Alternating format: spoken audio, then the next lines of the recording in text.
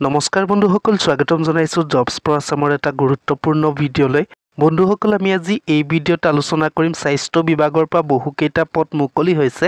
যদি আপোনালোকে ইয়াত আবেদন কৰিব বিচাৰে কেনেদৰে আবেদন কৰিব পাৰিব, লগতে ইয়াৰ লাষ্ট ডেট কেতিয়া আছে, কিমান দৰমহা পাব, লগতে আপোনালোকে যদি আবেদন কৰিব বিচাৰে অফলাইন বা অনলাইন জৰিয়তে আবেদন কৰিব পাৰিব নাই, সেই গোটেইখিনি বিষয় আমি এই ভিডিঅ'ত বিতংভাৱে আলোচনা কৰিম।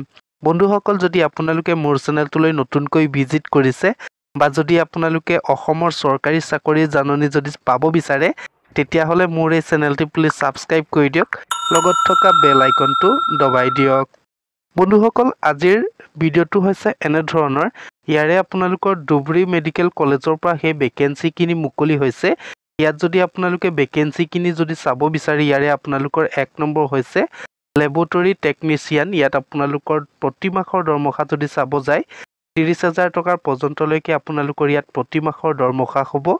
লগতে ইয়াত এডুকেশ্যন কোৱালিফিকেশ্যন যদি চাবলৈ যায়, আপোনালোকে ডিপ্ল'মা ইন মেডিকেল লেবৰেটৰী টেকনিচিয়ানত আপোনালোকৰ ডিপ্ল'মা থাকিব লাগিব।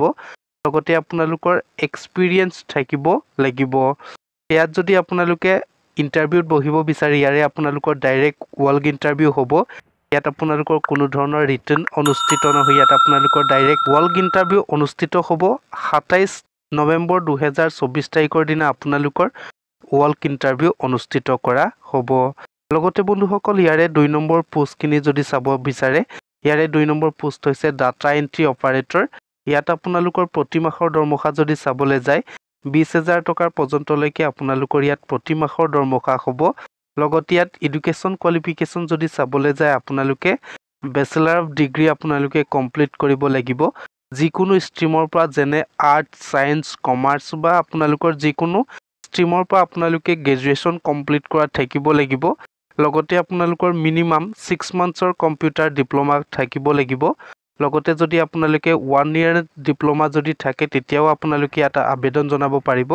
যদি আপোনালোকৰ 6 মান্থৰ তলত যদি কম্পিউটাৰ ডিপ্ল'মা থাকে, তেতিয়া আপোনালোকে ইয়াত আবেদন কৰিব নোৱাৰিব। লগতে ইয়াত আপোনালোকৰ এক্সপিৰিয়েঞ্চ থাকিব লাগিব ডাটা এণ্ট্ৰি ৰিলেটেডত। যদি আপোনালোকৰ এক্সপিৰিয়েঞ্চ নাথাকে, তেতিয়াহ'লে আপোনালোকে সেই পোষ্টখিনিত আবেদন জনাব নোৱাৰিব। বন্ধুসকল, ইয়াৰে আপোনালোকৰ ডাইৰেক্ট ৱাল্ক ইণ্টাৰভিউ অনুষ্ঠিত কৰা হ'ব। 27 নৱেম্বৰ 2024 তাৰিখৰ দিনা আপোনালোকৰ এক্সাম অনুষ্ঠিত কৰা হ'ব।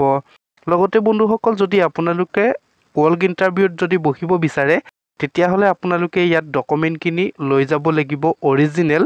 লগতে আপোনালোকৰ ফটোকপি কৰিব লাগিব। প্ৰত্যেকটো আপোনালোকৰ অৰিজিনেল চাৰ্টিফিকেট আপোনালোকে ফটোকপিজ কৰি লৈ যাব লাগিব।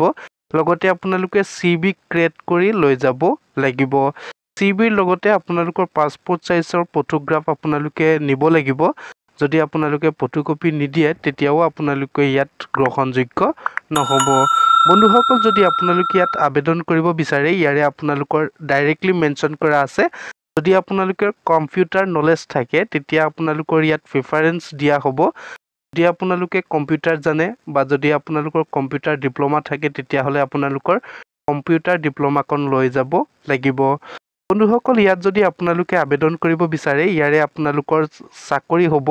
পিয়ৰলি আপোনালোকে টেম্পৰাৰী বেচিছত আপোনালোকক নিযুক্তি দিয়া থাকিব। ইয়াৰ আপোনালোকৰ ধুবুৰী মেডিকেল কলেজ, জাগ্ৰাপাৰ ধুবুৰীত আপোনালোকৰ চাকৰি হ'ব। লগতে বন্ধুসকল, ইয়াৰে আপোনালোকৰ ৱাল্ক ইণ্টাৰভিউ ডাইৰেক্ট অনুষ্ঠিত হ'ব। যিহেতু ইয়াৰে আপোনালোকৰ ভেনু হৈছে conference hall, 1st floor, academic building, Dhubri medical college, Jagrapar. বন্ধুসকল, তাত আপোনালোকে গৈ ৰাতিপুৱা 10 বজাৰ পৰা আপোনালোকৰ ইণ্টাৰভিউ অনুষ্ঠিত কৰা হ'ব। যদি আপোনালোকে ইণ্টাৰভিউত বহিব বিচাৰে বা যদি আপোনালোকে ইয়াত আবেদন কৰিব বিচাৰে, তেতিয়াহ'লে আপোনালোকে সেই ডেটটোত গৈ ইণ্টাৰভিউত বহিব পাৰিব।